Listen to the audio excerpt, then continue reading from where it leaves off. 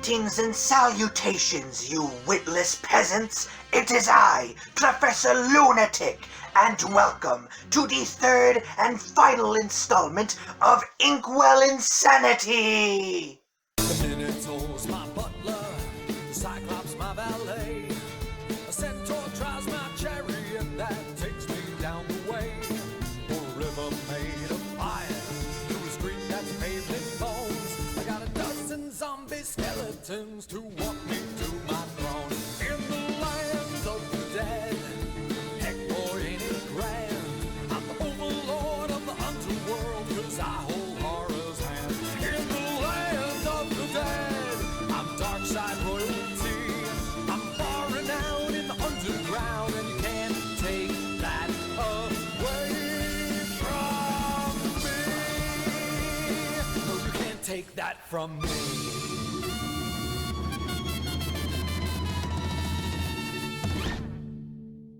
I hope you're ready to experience some true frights, because we won't be following any hallucinating sponges or hiccuping anteaters. No. Today, we're going to be delving into the twisted world of Courage the Cowardly Dog! The episode of Courage that I'm going to be subjecting you poor sinners to is called Remembrance of Courage Past, which opens with title cards that look as though they were drawn and written by kindergartners. It's worth noting that series creator John R. Dilworth directed most, if not all, of its episodes, including this one, something that I doubt is true for most cartoons. There's nothing more commendable than being committed to your job of traumatizing children with your horror stories. Godspeed, Mr. Dilworth. After the title cards end, we cut to an establishing shot of the outside of Courage's home. We're then taken to the kitchen, where Muriel, Courage's owner, is cooking a whole pan of chicken dumplings for him. The purple-haired mutt is left drooling in anticipation of his dinner, and his impatience leads him to start chewing through his own chair. Instead of scolding him for destroying their furniture, Muriel cheerfully serves him his food and calls her husband Eustace over to come eat his dinner as well.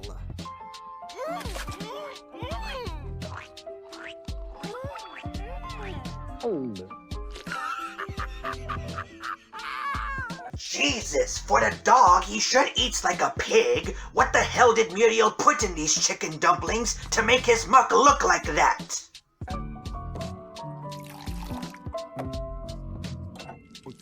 Ah, yes. Nothing helps wash down your chicken dumplings like milk. That's disgusting. Upon finishing his, interesting choice of beverage, Courage notices that the carton has a missing dog's notice printed on it. This upsets his stomach, if this pose is anything to go by, as well as triggers a memory he's retained from his childhood. In this flashback, Courage is minding his own business when he suddenly gets hit with a rubber ball. He proceeds to sing a beautiful song, after which we're introduced to his biological parents, who remind him that they wanted him to catch the ball that they threw at him. When he witnesses their short demonstration of the exercise, he immediately perks up and plays catch with them. Good God! This isn't the least bit frightening or scary. It's just unnervingly cute and wholesome. Have something scary happen, people. This is Courage the Cowardly Dog, for God's sake. Henry. Ah, that's more like it. Although, I do have to wonder why Courage's father was throwing the ball so damn hard at him. I suppose that, subconsciously, he wanted to murder his offspring. Luckily, he found a way to accomplish this task by making it look like a complete accident. Courage sings yet another wonderful ballad, which draws the attention of his parents, who had been distracted by a fire hydrant. They run right over to him and try to pull him out of the metal fence, but utterly fail to do so, with his mother deciding that they need to take him to the vet. Unless she's planning to take the vet to this park, I'm not entirely sure how she's going to take Courage to the vet. You know, considering that he's stuck in the fence and everything.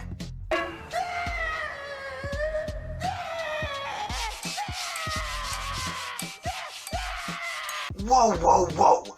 What? They took out the part of the fence that Courage was stuck in and took it to the vet? How in the world did they get away with that? Isn't that fence part of the city's property? Or did they call the city and have their workers cut out this bit of the fence for them? And if that was what they did, then why didn't they have those same workers cut Courage out from the fence to spare themselves a trip to the vet? It just raises too many questions.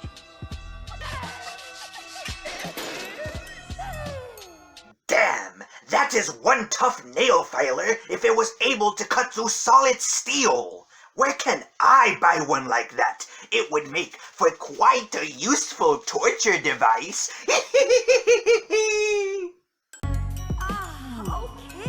Good God! The trauma that this situation has placed upon Courage's mother has led to her speaking skills regressing.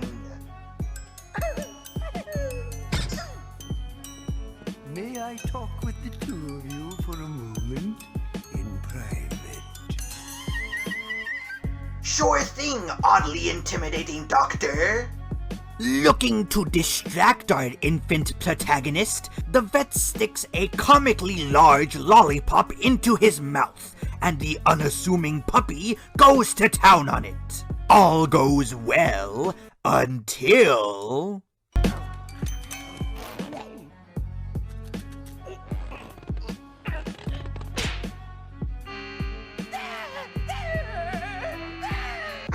Now there's the distressing body mutilation that I was expecting from a series like this.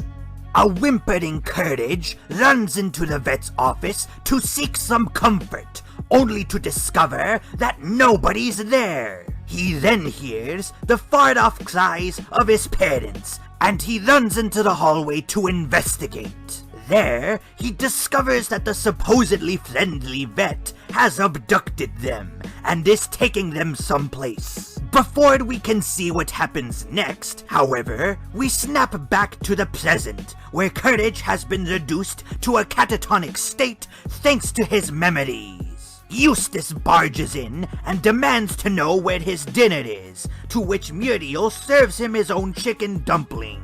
Noticing the state Courage is in, Eustace asks Muriel what's wrong with him, and the concerned housewife makes note that he hasn't finished his food.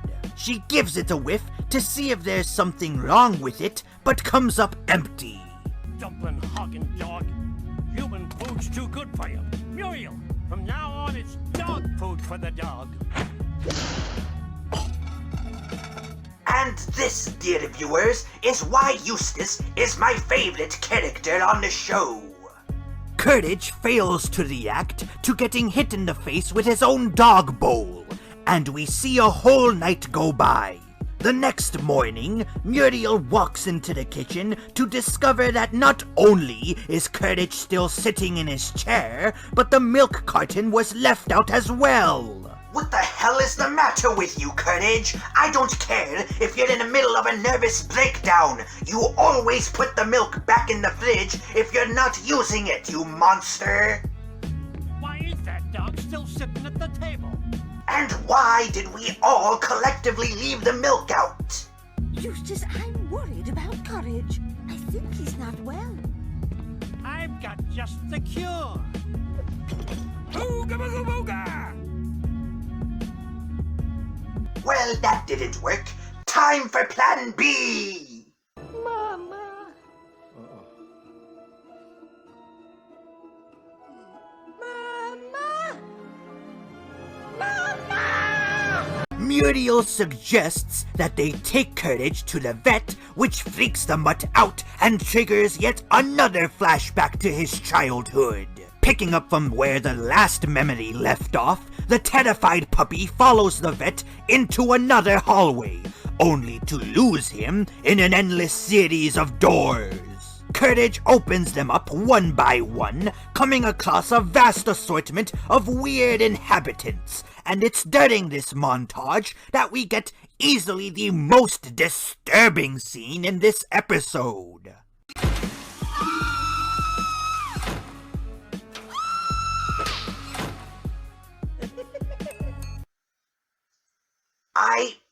I really need to break down what exactly it was that we just saw here. An infant Courage accidentally walked in on a woman taking a shower and then willingly snuck a second peek at her. Then, after she slaps him in the face, he walks away and lets out a mischievous chuckle. There are so many things wrong with what just happened here. The primary one being the question of why the hell there's a shower in this veterinary clinic. Do the vets live here? I mean, it makes no sense. Moving on, Courage finds the vet in one of the rooms by pure luck and sees him take his parents into another room.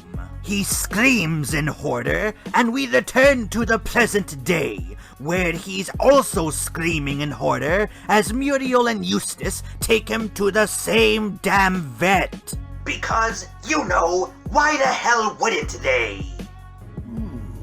I know just what to do with the dog, but I'd like to have a moment with him alone.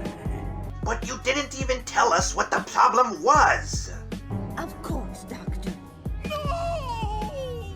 Well, I could think of stupider ways for the character to die horribly.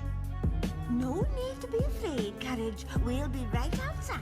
Translation, they'll be at the animal shelter looking for another dog to adopt.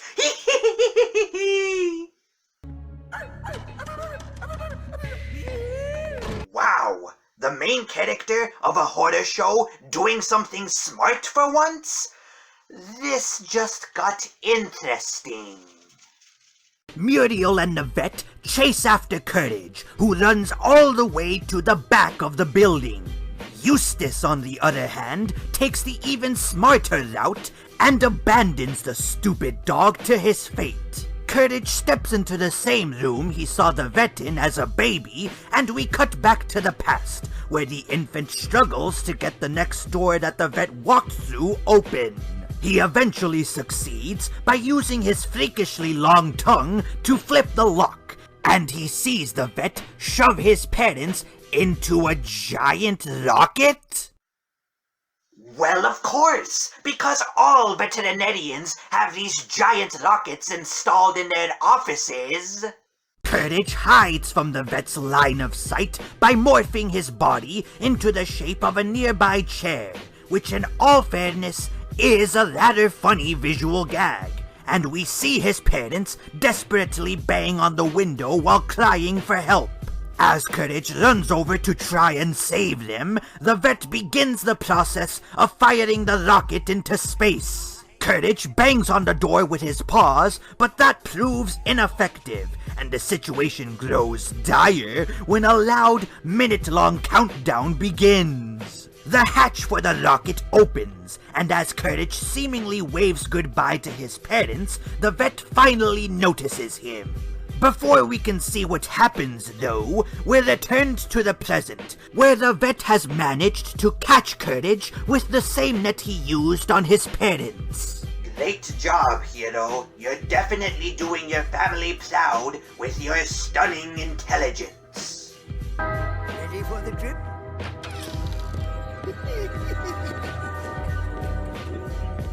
It's your turn now.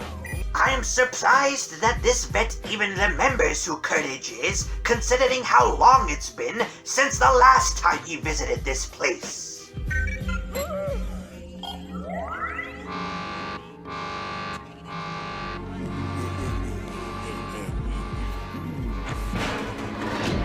What are you doing with probably should have locked the door behind me so that this dog's owners don't wander in and discover what it is I'm doing. In fact, why did I even make this laboratory appear so conspicuous if what I'm doing in it is incredibly illegal? And wait a damn minute! What the hell is Eustace doing here? We saw him stay behind in the office when Muriel and the vet chased after Courage. Seriously, why is it so hard for cartoons to tell coherent plots? I'm not asking for Shakespearean levels of grandiosity here. I just want the stories to make sense.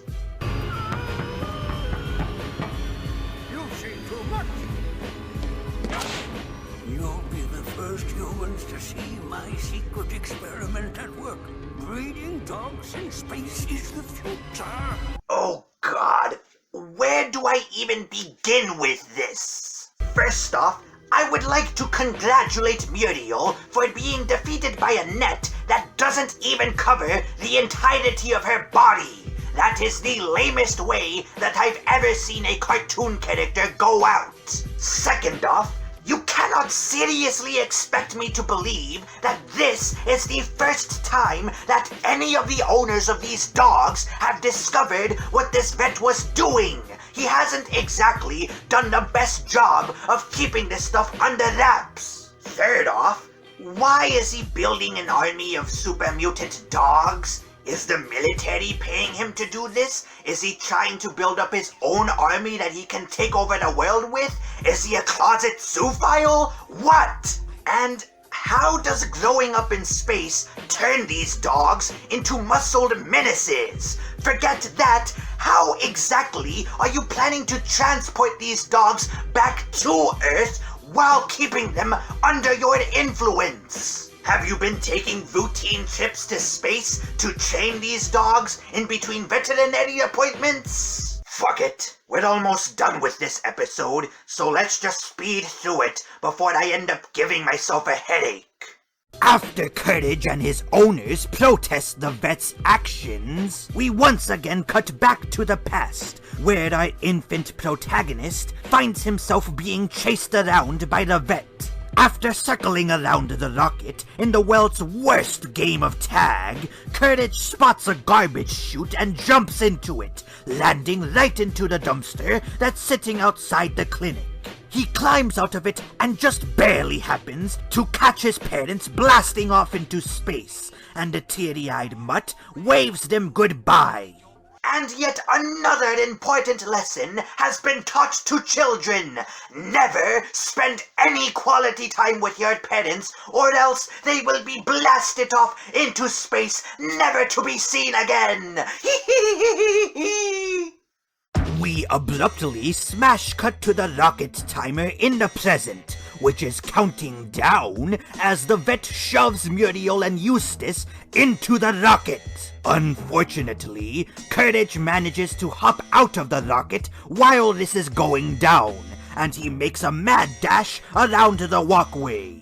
He knocks over a conveniently placed cart of screws and nails, which the vet trips over in a comedic fashion. This buys Courage some time to try and pry the rocket's door open, but he soon realizes that he cannot simply rip steel off its hinges if it's locked into place. Luckily, he learns this lesson too late, as the vet arrives to put him back in the rocket once and for all. It's time for your trip, little dog.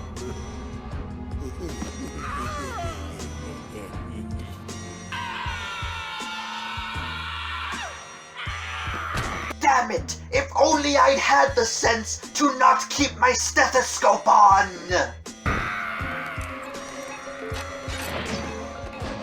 Man, it's quite a good thing that I kept the keys to the rocket's door on me and didn't leave them back at the control panel or something.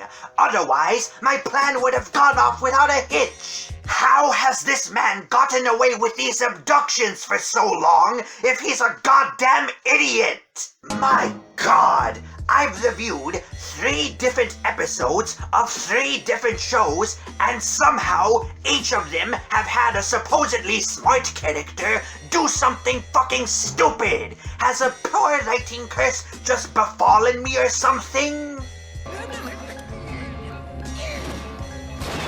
Again, it is quite fortunate how there just so happened to be a cart for Courage to throw his owners in, or they might have hit the floor and broken their entire bodies.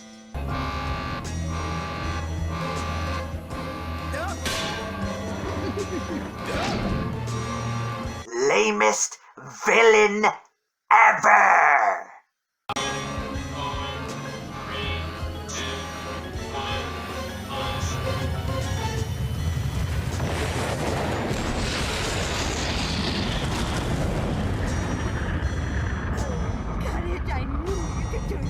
And if I had at any point expressed doubt in your heroism, this praise I'm heaping upon you might actually mean something. Blah, blah, blah. He still ain't sitting at the table. What a weird sentence to trigger a repressed memory by. Oh, my poor thing. Out here all alone? What courage you have. Would you like to come home with me? I'll call you Courage. We'll have a grand time.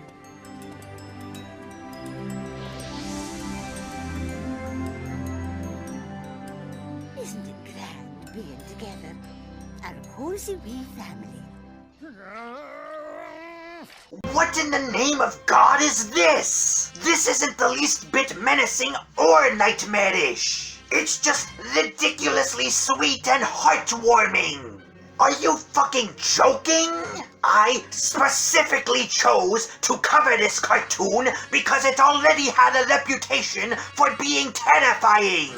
I expected to cry out of fear, not out of joy. This episode better end with something gruesome, or I swear I'm going to blow up my local dog pound purely out of spite. I wonder what became of the cruel veterinarian.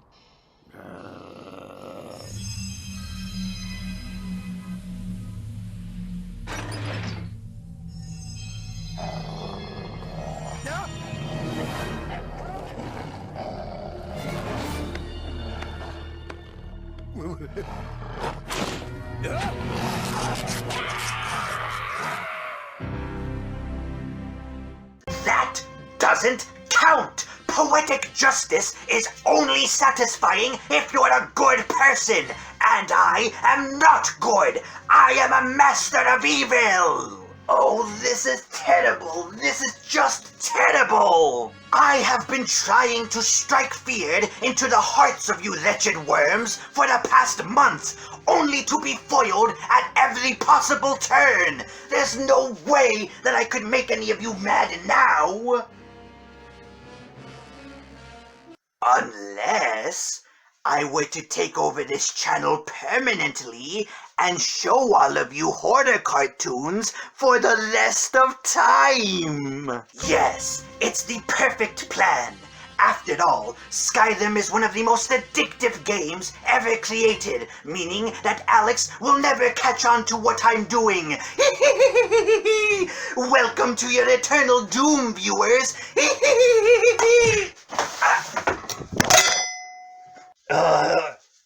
What the hell was that? What's up, Doc? Alex, what the hell are you doing here? Weren't you playing Skyrim? Well, my save file got corrupted, and I didn't want to pour in all the effort that I had poured in before just to get to the Alduin fight again. So instead, I'm here to take my channel back by force. Ha! Well, it's going to take more to stop me than hitting me with the box of Wii Fit Plus? Yeah, I ended up burning the box of Skyrim out of spite, along with the CD. But don't worry, all I really need to do you in are these. Yeah! Aye! This'll teach you to hijack my channel and review shitty horror cartoons. Not the goggles, they were really expensive.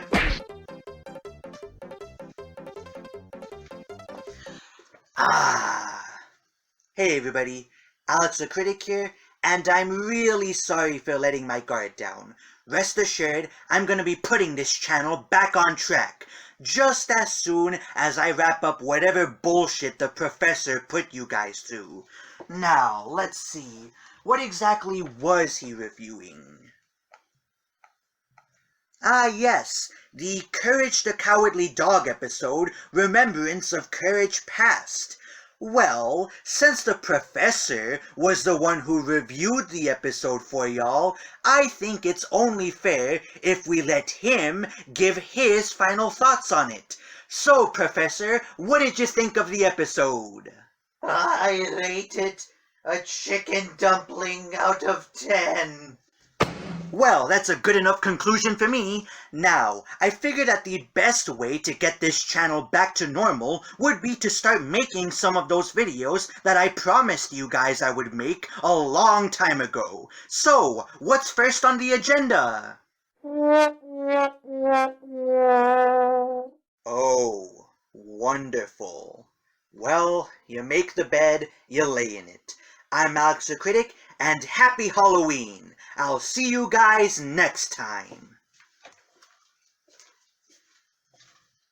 The Minotaur's my butler, the Cyclops my valet, a centaur drives my chariot that takes me down the way.